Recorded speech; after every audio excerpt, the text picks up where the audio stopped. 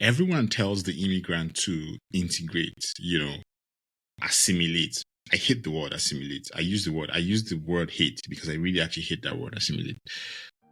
However, I do think that while you should integrate into society, you need to keep and find a balance between preserving your roots or who you are and finding your place in society.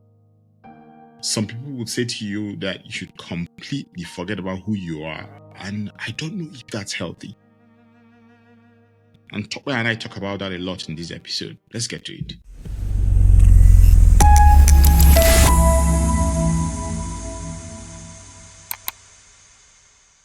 I think it's so interesting that, you've been away for 22 years, but it almost feels like when someone reads through your profile or the things you're doing, it almost feels like you literally live in Nigeria and in the States. Like, I would, if I went, there's a way I would view your profile. If you told me you live in the States, I'd be like, no, I think you live in Nigeria and then you visit the States every now and then. Like, You can actually say that.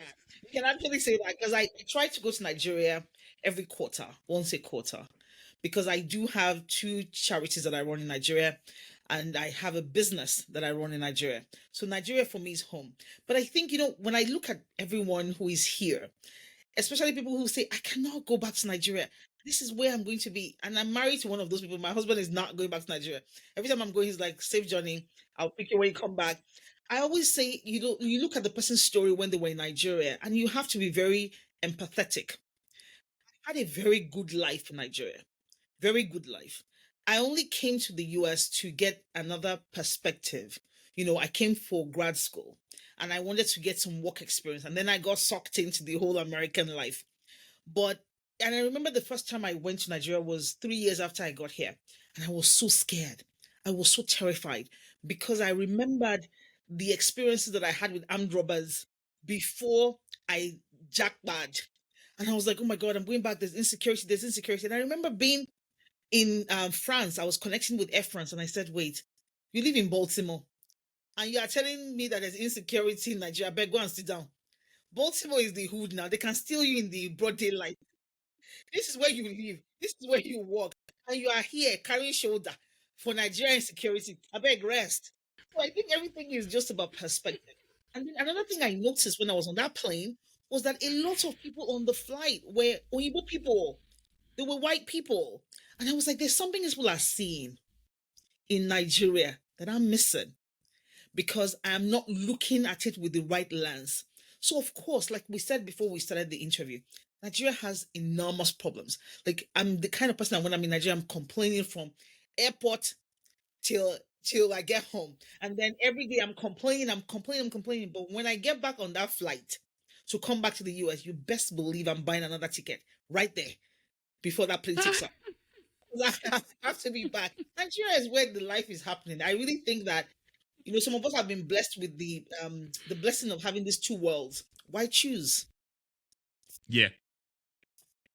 Yeah, it's all right. Like yesterday, I was saying to my wife yesterday that I felt really lonely yesterday because,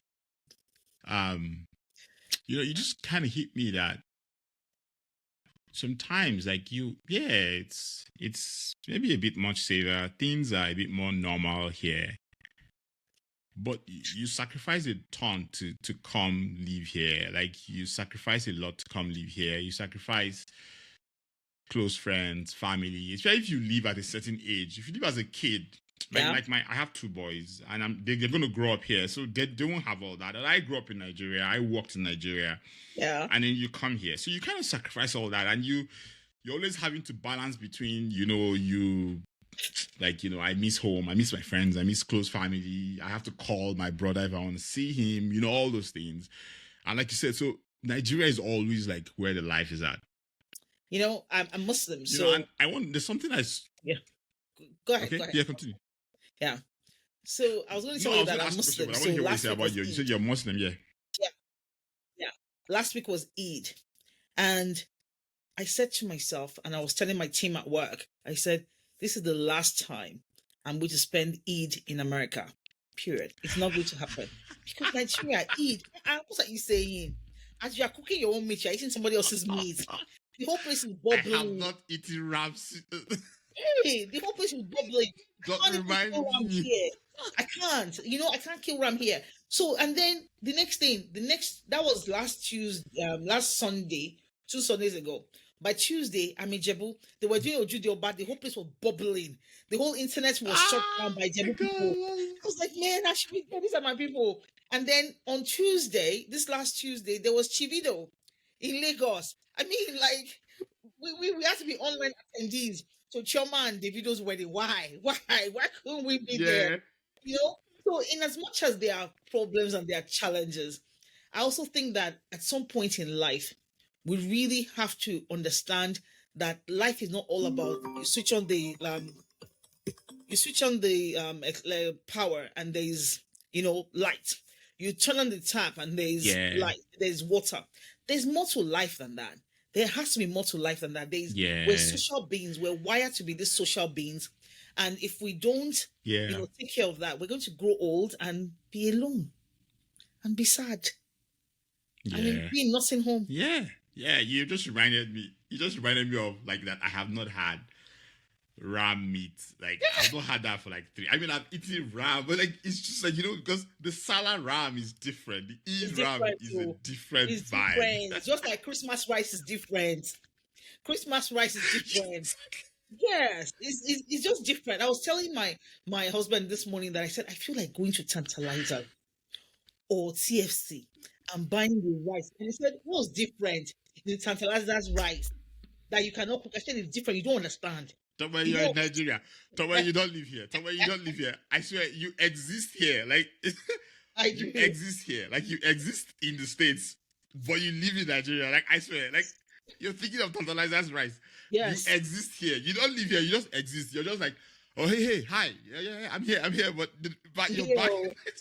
I'm here. I always say that the best life to live is to get a remote job that will be paying me my dollars, and then I will sit there in Nigeria. My driver will be there, my housemaid will be there. And then, but most importantly, and the most serious, and I think one of the things that I like about Nigeria is the opportunity to make impact. One of the organizations that I run is called United for Kids Foundation. And what we do at UKF is just it brings me joy more than my job as the CFO of Ashoka. Because 2 days ago, the team in Nigeria posted something on Instagram about 6 kids were talking about what they want to be in future. We don't deal with kids that are in private schools. We deal with kids that are in the public schools in very low income areas. And so these kids were talking about, oh, I want to be a radiologist. I want to be a robotic engineer. I want to be this. I want to be that. And I told my staff, I said, compile a list of what they want to be. And let me go on LinkedIn and find people who are doing it and get these kids to meet them so that their dreams can come alive. There is nothing in this life that can bring you more joy and satisfaction than seeing a child who would really have no hope then get up and feel that hope. It's just, for me, life enriching. Yeah. That's such a beautiful story. I can even, gosh, like that's such a beautiful, I'm having goosebumps. I want to explore something with you, and we'll go back and forth across your journey and your story. But I've seen you somewhere in an article somewhere you said something about, with Dodo Farms. You run a farm with your husband called Dodo Farms, and they say you want to build a community around food, around good food. Like I saw something like that, and I want to explore that with you because we just released an article where we talk about how food is culture. Food is literally identity of who we are and all that. So I want to explore that with you. Like when you use that statement for you, what does that mean, and how are you trying to do that because I feel like it was a story about how you all work with immigrants around you, supplying them good food, produce, and all that stuff. Yeah. But it's more like how food is culture, like because I feel like it's something that people tend to just underestimate how much food defines who we are or how we use food as an identity for ourselves. Very, very, very interesting. And thank you for asking me that question. So when people see Black people in America and you want to really dig into the identity of Black people in America, you don't think food. You don't. You think slavery. But what was slavery about? It was about food. It was about agriculture. And so most of the time, our history, the most important part of our history, is being erased. So even our kids, whether we are immigrants who flew here or slaves who were dragged here and stolen, there's one shared thing that we have. We come from a rich heritage. And for me, I feel like I am that person who can decide today I want to grow efotete, kalalu, amaranth, spinach. I want to grow okra in the way that we grow it. I want to grow things that my people, my ancestors used to grow, that my father used to grow. And I can be free to do that. Yes, I can be free to do that. But there was a time that people who looked like me, if they wanted to grow that, they had to hide the seeds in their hair. The enslaved women, they hid seeds in their hair that they wove.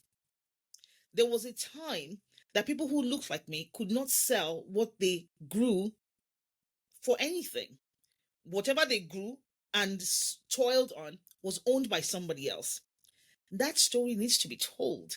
And unfortunately, that story is not told in schools anymore. So when we say that we want to build a farming enterprise that brings people together through food, I'm saying let's bring education. Let me tell you who I am. That I am the answered prayers of the ancestors. When they were wailing and crying and in pain, it was me that they hoped would exist. That I will come here and I will bring people, white, brown, black, to my farm and say, this is mine. And I get to grow what I want. And I get to sell it for the price I want. And you either take it or you leave. So if I'm existing now, it's only important that I share that history and that knowledge with people, whether they look like me or not. So this is what we're trying to do. We're going to build an educational center around Black in Ag, hopefully by next year. I'm going to reach out to you when you get for you all build that out, because that seems like an interesting project, to be honest. You know. Thank you. Cool. Now let's kind of just go back to the beginning when you just moved to this place and all that. Just seeing how your career has gone so far, you moved for grad school. When you moved, did you ever think you were going to go back, or was it like, you know what, I know I'm trying something new? Like if you look at who you are now and how you've approached your immigration journey, and think of the top man that just moved like first year in the States, like, did you see this, or do you think that this happened as you evolved along the way? No, I definitely didn't see this. So I promised my dad I was going to be here for 2 years. I did a 1-year accelerated MBA. And, I said, after completing that, I'm going to try to work, for another 1 year, because my visa allowed me to work for an extra 1 year. And when I finish, I'm going to come back to Nigeria. This was our plan. This was our agreement. When I finished in 2003, I said, okay, well, I need to go get work experience. So I went to New York. I went to work for PricewaterhouseCoopers, and I hated that job. I absolutely hated it. I experienced so much racism. I was coming from Nigeria, where I was not a Black person. I was a person. Gosh. Yeah. People don't say this enough, Yeah. Like, people don't say this enough. Yeah. This thing. I was a person, and all of a sudden now I'm this Black person, and there is just a lot of conversation around my color, and I was like, hey God, I don't understand this. And then to make my own even worse, I'm a Black person with hijab. So I'm dealing with your stereotypes about Arabs, which I'm not one, and your stereotypes about Black people, and then your stereotypes about women. So I'm like all over the whole place with identity crisis. So I said, okay, well, I'm going to do this job for a year and then go back home. But an opportunity came, and, for me to move to Maryland and work for an energy company. And I said, okay, let me just do that. By 2008, I was having such a horrible time in the US that I said, I'm going to go back to Nigeria and I'm just going to move. So I took 3 weeks vacation from work and I went to Nigeria and I interviewed for jobs. There were so many lovely offers. But the funny thing is, I wasn't married. And every uncle and every auntie and every neighbor prayed the same prayer for me. I was like, these people will use pressure and kill somebody. Hey, everybody was like, God will give you a good husband. God will give you a good husband. I said, yay. Oh God.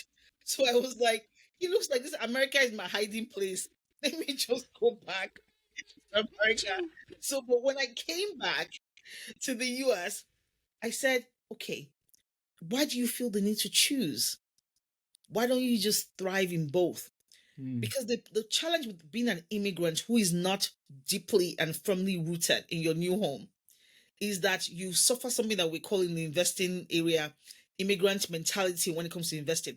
That's why you see a lot of older Nigerians, they want to go and build mansions in their village that they will never go to Mm. Nigeria instead of buying a house here. Instead of, investing here, they're like, Mm. oh, no, no, no, I'm going back home. So I said, okay, I'm going to do both. There is nothing wrong with me doing both. I'm going to make impact there. I'm going to do investments there. And I'm going to do it here as well because I'm going to split my time between the two places. And so I think that kind of changed my mindset.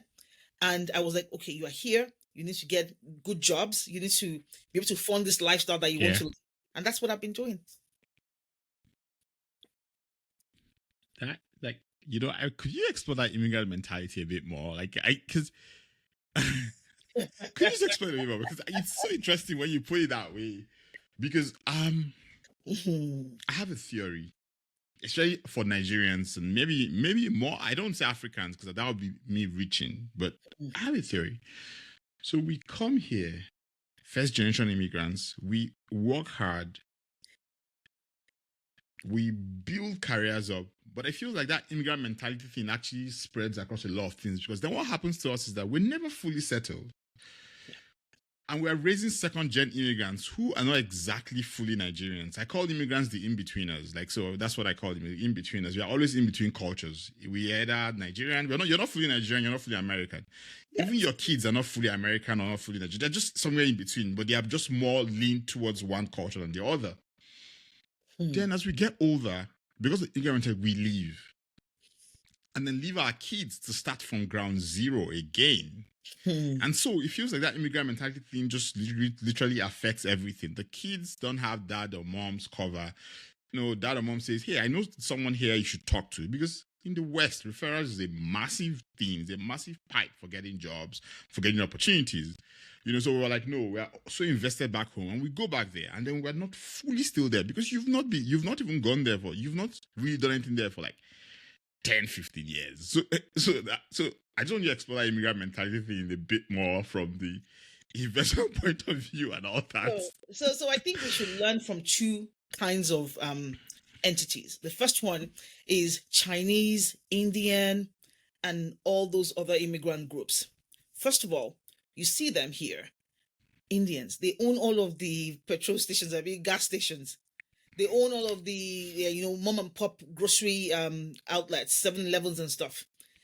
But they're not far away from their Indian culture. Their kids speak the language. Their kids work in their establishments.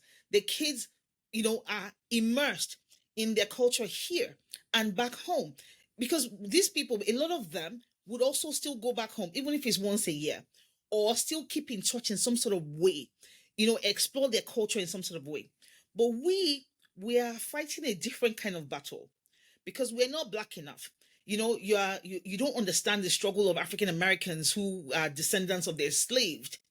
You come here with some sort of I don't know, mentality of I'm different, without understanding that, look, these people are you. It's the same color. Before police will hear my accent, they already think I'm anything they want. So you don't even try to integrate, understand the culture, and learn, and be humble enough to learn, and then see how you can merge the two. I always say, don't try to fit in, try to stand out in a good way.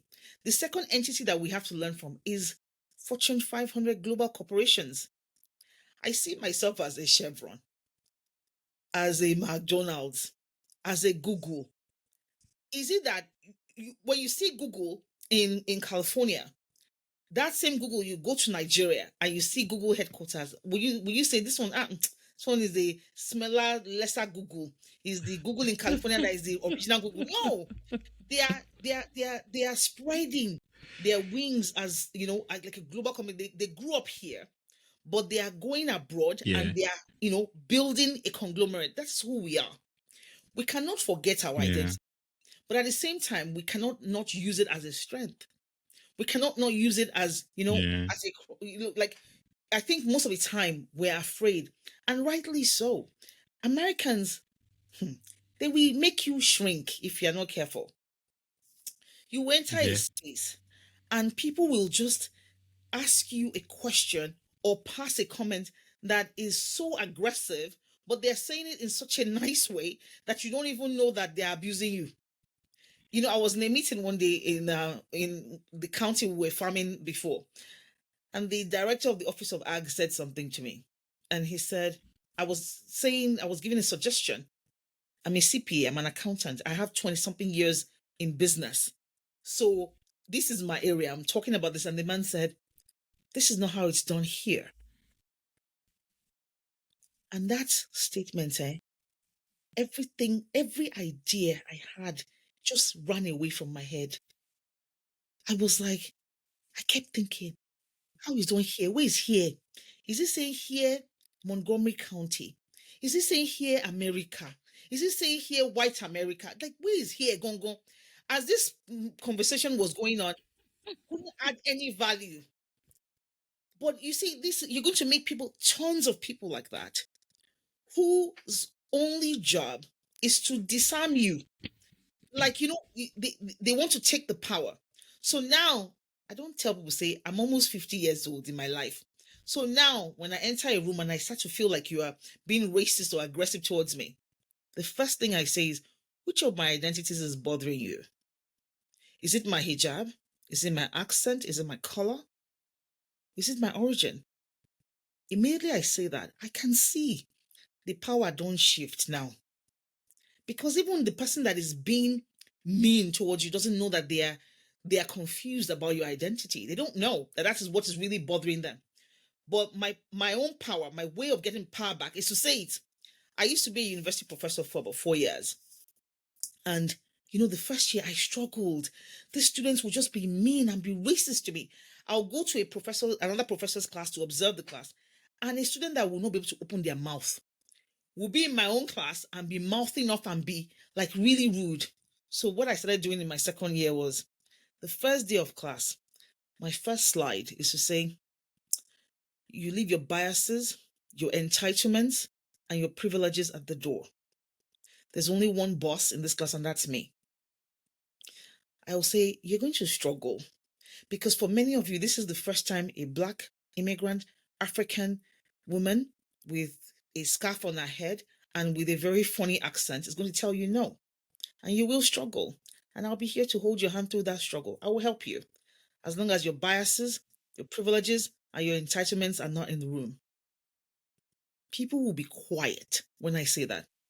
But during the semester, when somebody starts to, lose themselves, I say, which one is talking right now? Is it you or your biases? Which one? So I've learned It's a to really interesting check it. question to ask someone. Yeah, I've learned to check it. Whether you are my boss or my peer, we're not going to bring the elephant into the room that should not be here.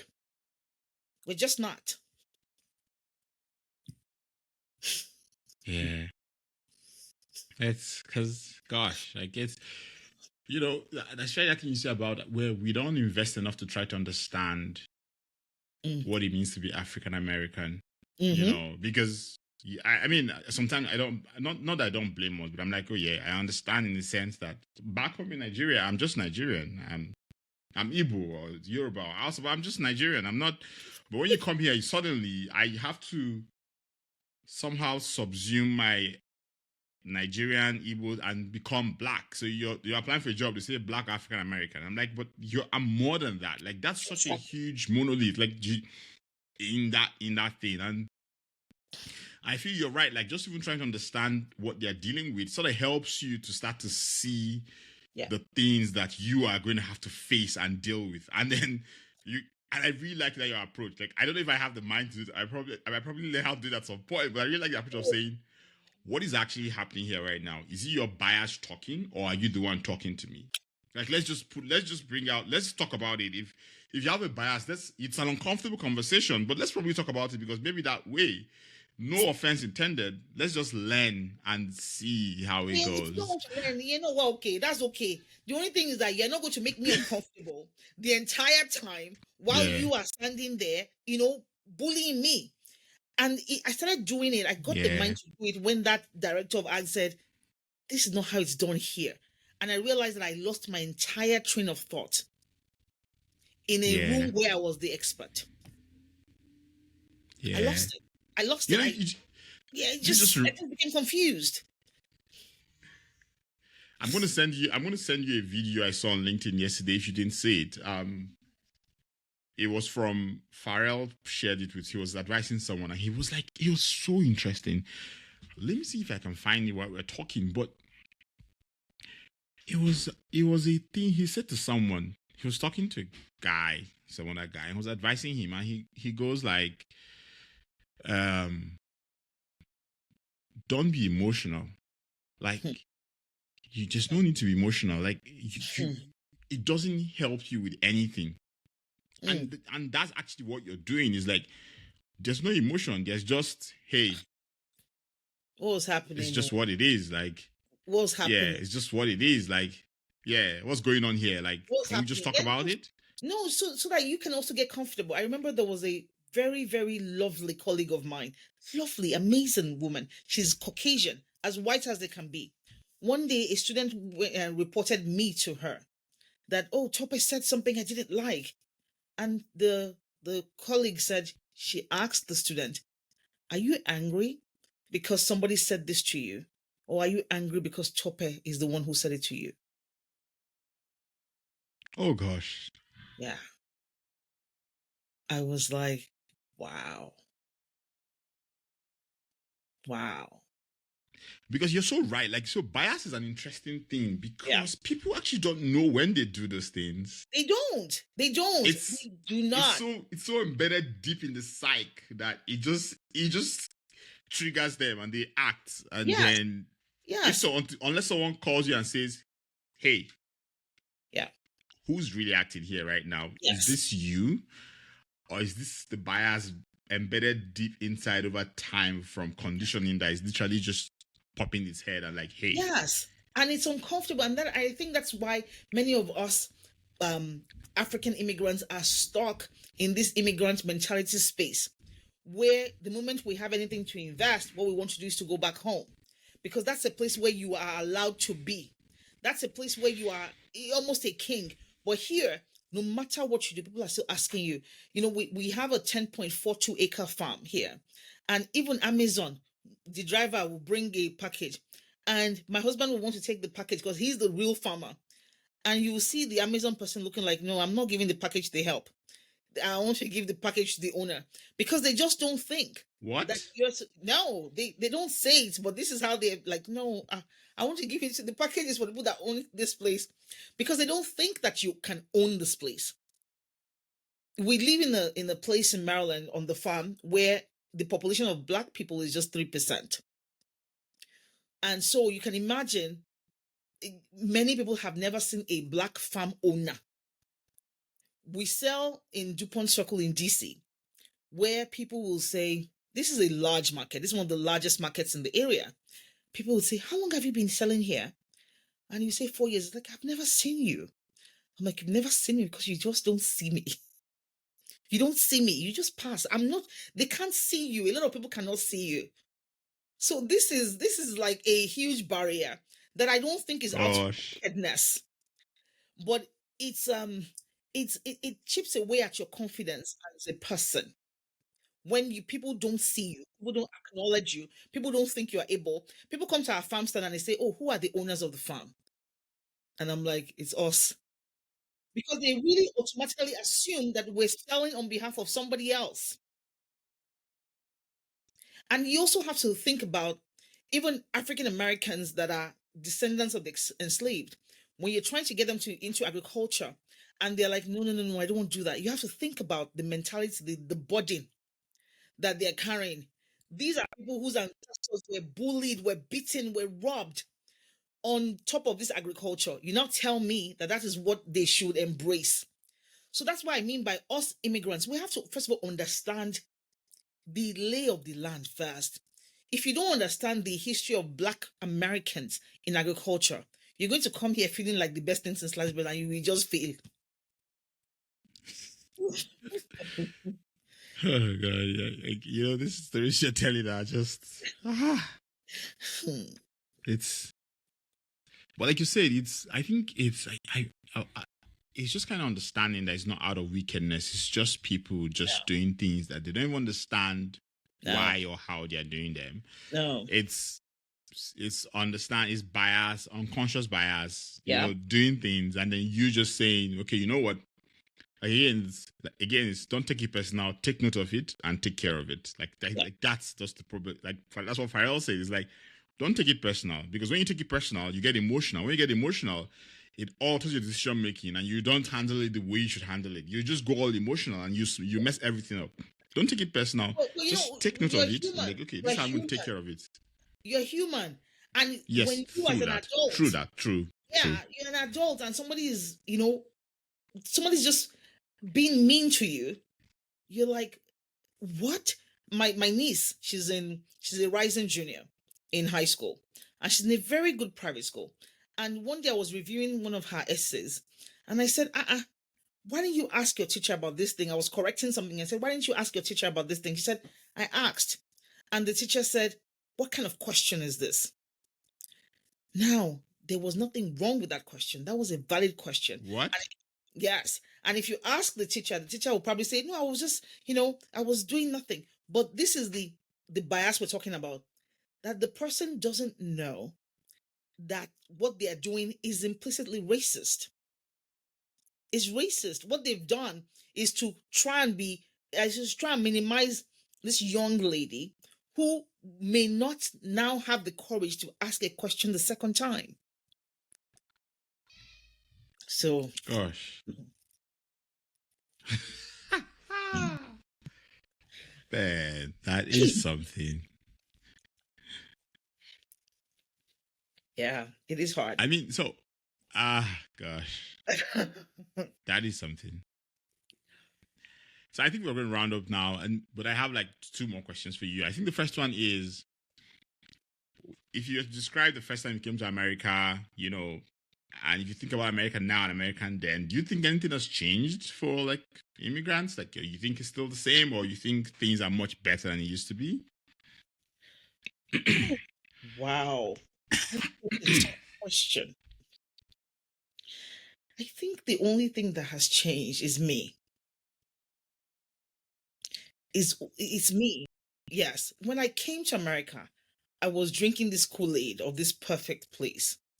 And you have to think about the fact that I chose to go to Emory because this was a top 25 business school in Atlanta. And Atlanta was the only city I could relate with on the whole map of the US, because Nigeria during Kanu Nwankwo and Wilson Uruma said they had won Olympics soccer gold. So I felt like, this is a nice place. This is a good place. So I came here not expecting any of the challenges that I experienced. And I came here after having worked for about 3 years in Nigeria in a very good firm. So I think what had to change was my own expectations and my own understanding of who I am in this society and who I can or cannot be, what I can or cannot take. So in the 22 years I've been here, I don't think America has changed. I don't think America is less hostile to immigrants. I don't think America is more friendly to immigrants. No, I think it's still the same. And as somebody who used to be in politics in the US, I would say, both parties, unfortunately, continue to use immigrants as pawns, in this silly game. So, but what needs to change is for us to then know how to play the system, and play the system in a way that is legal and in a way that we win. For example, it's like, I'm an accountant, so let me use money. It's like you can have a credit card that has a $50,000 limit, and you can be winning, maxing out that credit card and getting points on your favorite airline all of the time, enjoying that credit card. Or you can have that credit card, max it out, don't pay when you're supposed to pay, and you'll be drowning in debt. They'll be adding finance charges and interest, and you're not benefiting anything. So you are the one who needs to know how to play it. So Yeah, that's an interesting analogy. That's a very interesting analogy to put how to put it. And then the last one for you is 22 years in here. Like, what do you find most beautiful about your Nigerian heritage, and what are you keeping, with your kids as you mean? So I think the most beautiful thing about my Nigerian heritage is the language. It's the language and the culture. And I'm very fortunate that I've watched a lot of my peers have kids before, I'm becoming a mom myself. And I've watched that part of language, people getting the language getting eroded, especially when people come here and they're like, oh, like you're Igbo now. Instead of you to speak Igbo to your kids, you're speaking English because you want your kids to have perfect diction, to be able to do blah, blah, blah, blah. And I always tell people that, no, this is the mistake I'm not making. Because when I was young, we spoke Yoruba in my house. We only spoke English in school. And I have never had English, as a problem. So this is something that I think is so beautiful, to be able to go out in the market or in the mall or somewhere and speak Yoruba to my kids and nobody's hearing what I'm saying, whether I'm scolding or I'm praising. You don't understand. I just say it. You understand. I understand. Or at the very least, pidgin. Something. I think that duality that we have as people is something that we're robbing our kids of.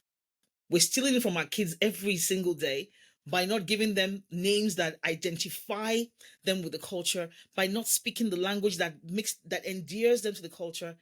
But unfortunately for us, these kids are going to go back to Nigeria. They're going to go back. All you have to do is to be following Nollywood and Afrobeats and be seeing a lot of people who were raised here who just carry tickets and go back to Nigeria. They will go back home. But your own job is to equip them with that knowledge, with that language, with that identity, with that grounding. And it's Yeah. possible, it's doable. I think that we must not lose what it is that our parents freely gifted us. Thank you so much. Yeah. Thank you for reminding me about that. Like, I mean, we do speak the language to the kids every now and then. I think we should do more of that. Because, yeah, you're right. Like, when you put it that way about there's a power in you being able to speak two languages at every single point in your life. Some of us can speak three. I mean, I speak English, I speak Igbo, I hear a bit of Hausa, I hear a bit of French. So literally that's like 4 languages basically. And then you bring your child and your child just can only speak one language, and you think that that's not a gift. You're actually, like you said, you're actually robbing them of the power your parents gave you. It's like, why would you do that? Yes. So that's one thing that I try to hold on to. That language. My husband and I only speak Yoruba to ourselves. So it's only natural that our kids speak Yoruba because that's all we speak. We don't speak English to each other. Yeah. So it's deliberate. It's deliberate. No one talks, but it's this is not a question, just a comment. It's just interesting how when you move to another country, how you have to be very deliberate about a lot of things. Like it's a mental load, to be honest. Like it's you have to be extra. Nothing is random for you anymore because you're in a different culture, different nuance, different playbooks. Like you have to be deliberate, like language, how you're raising the kids, because or else you just leave it to the world to decide for you what or who you want to be. And they will send your kids back home. And this is not physically. Nobody can deport them. They're American citizens. But they will send them back home. Because no matter how fine their names are, how smooth their accent is, somebody's going to ask, where are you originally from? And then they say, I'm from Los Angeles. Like your parents, where are your parents from? Like, those kind of questions. So it's better. Let my child know I'm Ijebu, I'm this, I'm that. I'm from Southwest Nigeria. I'm from Southeast Nigeria. I'm from this. Let them be proud. Let them own this proudly. It's not to discriminate or to make them not fit in, but it's to make them embrace that identity. You cannot tell me anything about myself that is bad, that I will be angry. You can't. Because guess what? If you tell me that, Tope, you're so impatient, I already know that. But if you tell me, Topa, you're very wicked, I know that not to be true. So I cannot believe you. So I think understanding who we are, the flaws, the good, the bad, the beautiful, and making sure we pass that on to our children is very critical so that nobody tells them who they are. Nobody sends them home. They already know who we are. Yeah. Yeah. Thank you.